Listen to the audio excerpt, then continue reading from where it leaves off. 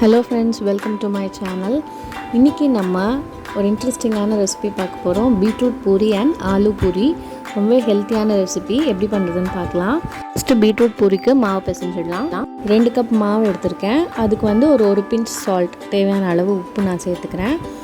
ஒரு முழு பீட்ரூட்டை தோல் சீவிட்டு மிக்ஸியில் அரைச்சி வச்சுருக்கேன். வேறு எதுவுமே ஆட் பண்ணல. கொஞ்சமாக தண்ணி ஊற்றி ஸ்மூத் பேஸ்ட்டாக அரைச்சி வச்சுருக்கேன். இதை வந்து நம்ம மாவோடு சேர்த்து பிசைய போகிறோம். நிறைய தண்ணி ஊற்றி அரைச்சிடாதீங்க, ஏன்னா ரொம்ப தண்ணியாக இருந்ததுன்னா மாவு ரொம்ப ஸ்டிக்கியாக இருக்கும். நான் ஆல்ரெடி பூரி வீடியோ போட்டிருக்கேன், அதில் சொல்லியிருப்பேன். பூரிக்கு வந்து மாவு எப்போவுமே கொஞ்சம் திக்காக தான், கெட்டியாக பிசைஞ்சிக்கணும், தண்ணியாக இருக்கக்கூடாது.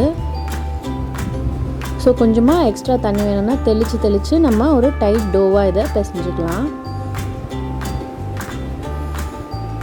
இப்போ இதில் 2 டீஸ்பூன் எண்ணெய், ஜஸ்ட் அந்த டோ வந்து ட்ரை ஆகாமல் இருக்கிறதுக்கு 2 டீஸ்பூன் எண்ணெய் போட்டு நல்லா பிசைஞ்சு ஒரு தட்டு போட்டு மூடி ஒரு 5 to 10 மினிட்ஸ் விட்டுடலாம். ரொம்ப நேரம் மாவு ஊறணுங்கிறது அவசியம் கிடையாது. பூரிக்கு ஒரு 10 மினிட்ஸ் இருந்தாலே போதும். இப்போது ஆலு பூரிக்கு மாவு பிசைஞ்சிடலாம். அதே 2 கப் மாவு எடுத்திருக்கேன். தேவையான அளவு சால்ட், அப்புறம் இதுக்கு நான் கொஞ்சம் மசாலா ஆட் பண்ணுறேன். இது வந்து மசாலா பூரி தான். கொஞ்சமாக மஞ்சள்தூள், ஒரே ஒரு பிஞ்ச் கரம் மசாலா, ஒரு 1/2 டீஸ்பூன் சில்லி பவுடர். இது ரொம்ப ஸ்பைசியாலாம் இருக்காது, லைட்டாக ஒரு டேஸ்ட் இருக்கும், அவ்வளோதான். ஒரே ஒரு உருளைக்கிழங்கு, நல்லா பெரிய சைஸ் உருளைக்கிழங்கு நான் வந்து பாயில் பண்ணி தோல் உரித்து மசிச்சு வச்சுருக்கேன். அதை இதோடு நம்ம ஆட் பண்ணிடலாம். நல்லா மசிச்சு இல்லைனா துருவி ஆட் பண்ணிக்கோங்க. அப்போ தான் அங்கங்கே லம்ஸ் இல்லாமல் உங்களுக்கு திரட்டும் போது ரொம்ப ஸ்மூத்தாக இருக்கும். இதுலேயும் அப்படி தான். ஃபஸ்ட்டு நல்லா மிக்ஸ் பண்ணிவிட்டு கொஞ்சமாக தண்ணி தெளித்து நம்ம வந்து ஒரு டைட் டோவாக மிக்ஸ் பண்ணிக்கலாம். பசங்களுக்கு இந்த மாதிரி கலராக நம்ம பூரி செஞ்சு கொடுத்தோன்னா அவங்களுக்கு ரொம்பவே பிடிக்கும். இது வந்து ஆக்சுவலாக ஆலு பூரி வந்து எல்லோ கலரில் வரும், பீட்ரூட் பூரி நமக்கு தெரியும் ரெட் கலரில் வரும். ஸோ அவங்களுக்கு வந்து ஹெல்த்தியாக வெஜிடபிள்ஸையும் நம்ம சேர்த்து கொடுத்தா மாதிரியும் இருக்கும், பார்க்குறதுக்கும் அவங்களுக்கு ரொம்பவே appetizing-ஆக இருக்கும்.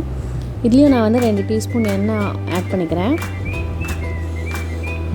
யூஸ்வலாக மாவு பிசைஞ்சு வச்சுட்டு நம்ம அதுக்கான சைட் டிஷ் ஏதாவது செஞ்சோன்னா செஞ்சு முடிச்சுட்டு வரத்துக்குள்ளே மாவு நல்லா சாஃப்டாக ரெடியாக இருக்கும். இதையும் ஒரு தட்டு போட்டு நம்ம மூடி வச்சிடலாம். இப்போ 2 மாவும் நமக்கு ரெடி ஆகிடுச்சு. ஒரு 10 மினிட்ஸ் கழித்து நான் திரட்டி காட்டுறேன். பாருங்கள், முதல்ல விட மாவு இப்போ எவ்வளோ நல்லா சாஃப்டாக இருக்குது 10 மினிட்ஸ் ஊறினதுக்கு. இப்போ இதில் நம்ம குட்டி குட்டி பால்ஸாக எடுத்துக்கலாம்.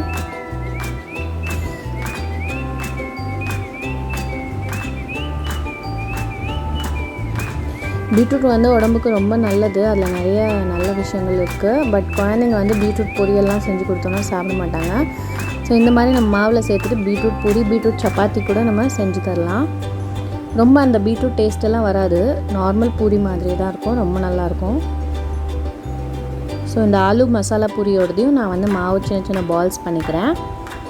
ஸோ பூரிக்கு நான் ஆல்ரெடி அந்த வீடியோவில் சொல்லியிருக்கேன், பூரிக்கு வந்து எப்போவுமே மாவு மெல்லிஸாக திரட்டக்கூடாது. ஸோ கொஞ்சம் ஃப்ளார் டஸ்ட் பண்ணிக்கோங்க. இல்லை நீங்கள் எண்ணெய் போட்டு திரட்டுவீங்கன்னா எண்ணெய் போட்டு கூட திரட்டிக்கலாம். கொஞ்சம் திக்காக தான் இருக்கணும், அப்போ தான் பூரி நல்லா உப்பி வரும்.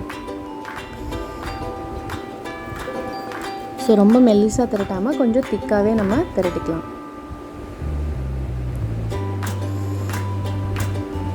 இது நம்ம நல்லா பேஸ்ட் பண்ணி ஆட் பண்ணியிருக்கிறதுனால உங்களுக்கு திட்டாலாம் இருக்காது, திரட்டும் போது நல்லா ஸ்மூத்தாகவே இருக்கும். ஸோ அதனால் நல்லா பேஸ்ட் பண்ணிக்கோங்க. ஃபில்ட்ரு பண்ணி வெறும் அந்த ஜூஸை சில பேர் ஆட் பண்ணுவாங்க, அது தேவையில்லை. நமக்கு அந்த சக்கை வேஸ்ட்டாக தான் போயிடும். நம்ம அரைச்சதை அப்படியே சேர்க்கலாம், நல்லா ஸ்மூத் பேஸ்ட்டாக தான் வரும் பீட்ரூட். ஸோ அதை வந்து அப்படியே ஆட் பண்ணிக்கோங்க. பாருங்கள், நான் எல்லா மாவுமே திரட்டிட்டேன். பார்த்திங்கன்னா தெரியும், ஸ்லைட்டாக திக்காக தான் நான் திரட்டியிருக்கேன். இப்போ நம்ம அடுப்பில் ஆயில் வச்சு, ஆயில் நல்லா சூடானதும் இதை போட்டு எடுத்துடலாம்.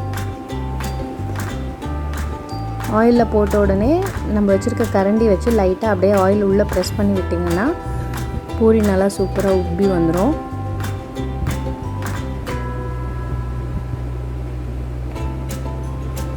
பாருங்கள், அவ்வளோதான். 2 சைடும் திருப்பி போட்டு நம்ம ஆயிலை ட்ரெயின் பண்ணி எடுத்துடலாம். இது வந்து சூப்பராக ஒரு எல்லோ கலரில் வரும். இதை வந்து நம்ம சும்மா ரைத்தா கூட சர்வ் பண்ணலாம். ஏன்னா அதுலேயே நம்ம கொஞ்சம் சில்லி பவுடர்லாம் போட்டிருக்கிறதுனால வெறும் ரைத்தா கூட சர்வ் பண்ணலாம். இந்த பீட்ரூட் பூரி வந்து பார்த்திங்கன்னா லைட் ஸ்வீட்னஸ் இருக்கும், ரொம்ப ஸ்வீட்டாலாம் இருக்காது, ஒரு மைல்ட் ஸ்வீட்னஸ். நம்ம யூஸ்வலாக பண்ணுற பொட்டேட்டோ மசாலாவோட சர்வ் பண்ணோன்னா ஒன்றுமே டிஃப்ரென்ஸ் தெரியாது, ரொம்பவே நல்லா தான் இருக்கும். இதுவும் பாருங்கள், சூப்பராக உப்பி வந்துடுச்சு. அவ்வளோதான், நான் பிளேட்டிங் பண்ணி காட்டுறேன் உங்களுக்கு. பார்த்திங்கன்னா நம்ம இன்றைக்கி பேக்கிங் சோடா ரவா அந்த மாதிரிலாம் எதுவுமே ஆட் பண்ணல. வெறும் மாவுலேயே நம்ம செஞ்சதே வந்து இவ்வளோ சூப்பராக உப்பி வந்திருக்கு. ஸோ இந்த மாதிரி ட்ரை பண்ணுங்கள். பேக்கிங் சோடாலாம் ஆட் பண்ணாதீங்க. அது வந்து ஹைலி கார்சினோஜெனிக். தொடர்ந்து அந்த மாதிரி கெமிக்கல்ஸ் எல்லாம் நம்ம வந்து எடுத்துக்கவே கூடாது. இதிலே பாருங்கள் நல்லா உப்பி அதே சமயம் நல்லா சாஃப்டாகவும் வந்திருக்கு. ஸோ இந்த மாதிரி ட்ரை பண்ணி பாருங்கள். இன்றைக்கி நான் வந்து பார்த்திங்கன்னா யூஷுவல் பூரிக்கு செய்கிற பொட்டேட்டோ மசாலாவோட தான் சர்வ் பண்ணியிருக்கேன். நீங்கள் வந்து பீட்ரூட் பூரி ஆலு பூரின்னு சொல்கிறத விட எல்லோ பூரி ரெட் பூரின்னு சொல்லி சர்வ் பண்ணுங்கள். ஏன்னா வெஜிடபிள்ஸ்னாலே அதை அவாய்ட் பண்ணுற டெண்டன்சி தான் பசங்கக்கிட்ட அதிகமாக இருக்குது. ஸோ இந்த மாதிரி பண்ணி கொடுங்க, கண்டிப்பாக லைக் பண்ணி சாப்பிடுவாங்க. இந்த வீடியோ பிடிச்சிருந்தால் கண்டிப்பாக லைக் பண்ணுங்கள். எங்கள் சேனலுக்கு சப்ஸ்கிரைப் பண்ணுங்கள். இன்னொரு வீடியோவில் நான் உங்களை மீட் பண்ணுறேன். பாய்.